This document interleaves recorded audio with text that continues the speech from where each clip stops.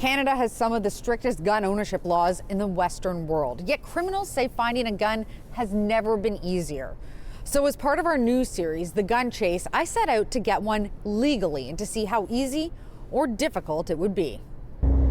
So I enrolled in a firearms safety course, a requirement for getting a license. It's an intense 3 days learning about gun laws and gun safety. And then you would have to be approved by the RCMP, by the federal authorities. Then if so approved and you've completed all the requirements, you will get a license and fire. I'd never even held a gun before, so this was a nerve-wracking experience. I passed the test and set off to file my application. So it's supposed to take a few months to get a license. And while I wait, I head over to Target Sports to meet with J.R. Cox, a gun rights advocate who owns ranges and stores across Canada. So why do people want guns? What are they using them for? They use them for sport, right? They're buying firearms for sport, for target shooting, hunting, long-range shooting. Like, they're not buying them to put them under their pillow for self-defense. Perfect. Okay. Now put the gun down. And take a look where you hit. I did pretty good. You did pretty good. I did pretty good. The guns, I anticipated them being heavy, right? I knew that they were going to be heavy, but just how hard it was to actually hit a stationary target. Well, that's also why people have to practice. You know, I always tell people, if it was so easy, it wouldn't be an Olympic sport. Okay. So all that was.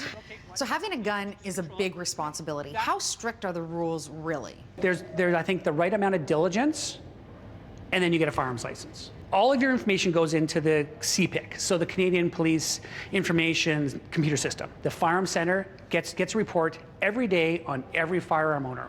And so if there's an issue, if your name pops up on a police report because you're tagged because you have a firearms license, boom, a report will come out. So you could have just been a witness in an accident.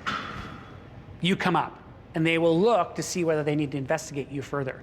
So unlike the sex registry, which doesn't have the same scrutiny, we're moving on to the revolver. Once you're licensed, you're on the police's radar. Sure you go, and that's after you get your license.